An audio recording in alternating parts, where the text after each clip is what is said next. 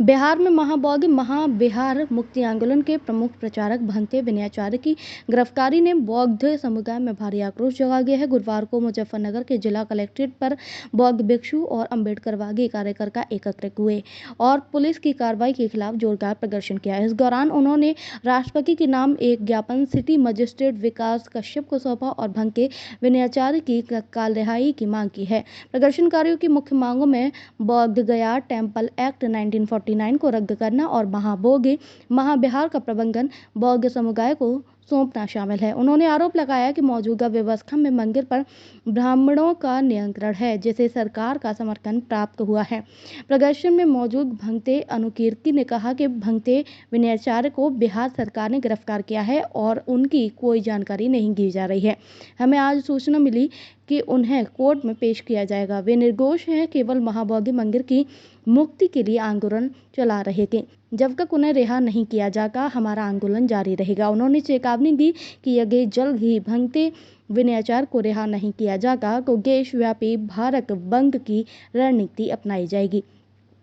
उन्होंने ये भी बताया कि आज देश भर के सभी जिला मुख्यालयों पर इसी तरह के प्रदर्शन हो रहे हैं। ये मामला केवल एक गिरफ्तारी का नहीं है, बल्कि बौद्ध समुदाय के धार्मिक अधिकारों और धार्मिक स्थलों के प्रबंधन में हिस्सेदारी का भी है। आने वाले समय में ये मुद्दा राष्ट्रीय स्तर पर और अधिक तूल पकड़ सकता है। में हमारा साथ दे रहे हैं क्योंकि आज हमें रात ही में बिहार से आया और बिहार से आते मुझे जानकारी मिली कि भंते विनयाचार्य जी को गिरफ्तार कर लिया और गिरफ्तार करने के बावजूद भी हमें कोई जानकारी नहीं दे रही। हमने हर थाने में जाके पता किया पर कोई थाने ने कह दिया कि पुलिस उठा के लाई। क्या बिहार सरकार ने गुंडे भेज दिए वर्दी में? हमें तो पता नहीं है। और जो पुलिस उठा के लाती तो हमें सूचना देती कि उस थाने में भंते जी है।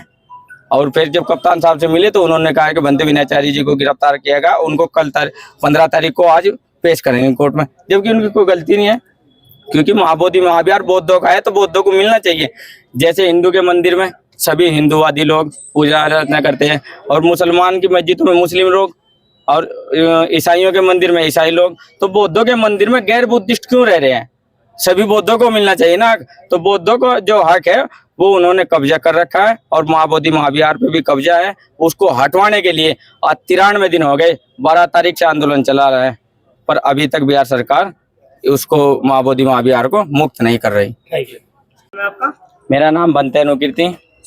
क्या मामला जो है 13 तारीख को भंते विनयाचार्य जी महाबोधि महाबिहार का जो आंदोलन चलाए रहे थे, 13 तारीख को रात को बिहार की सरकार ने, वहाँ के शासन प्रशासन ने भंते जी को गिरफ्तार कर लिया। भंते जी का कोई पता नहीं बता रहे। अब जब रात को आज सूचना मिली कि भंते विनयाचार्य जी को पेश करेंगे आज, और भंते विनयाचार्य जी की कोई गलती नहीं है। भंते विनयाचार्य जी ने जो महाबोधि महाबिहार का आंदोलन चला रहे थे उसको मुक्त करवाना चाह रहे थे। एक BT एक्ट 1949 का काला कानून है जो गैर संवैधानिक है। तो संविधान में रहकर कानून को माने हम, और जब संविधान 26 जनवरी 1950 को लागू होगा तो 1949 के जो कानून थे वे सब रद्द हो गए थे, जीरो हो गए थे। उससे पहले कोई कानून नहीं चलेगा। संविधान के जितने कानून है 26 कब्जा कर रखा है। वहाँ की BT एक्ट 1949 की जो एक कमेटी बनी हुई है वे ब्राह्मण लोग हैं वहाँ।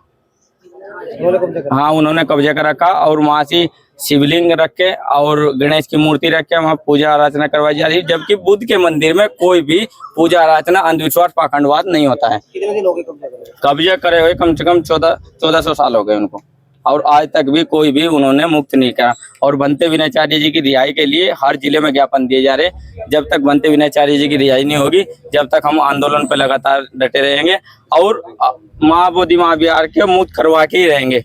भंते विनयाचार्य जी को अगर 1 जून तक रिहा नहीं करेगा तो हम इस भारत को बंद करने का काम करेंगे, पूरे भारत को।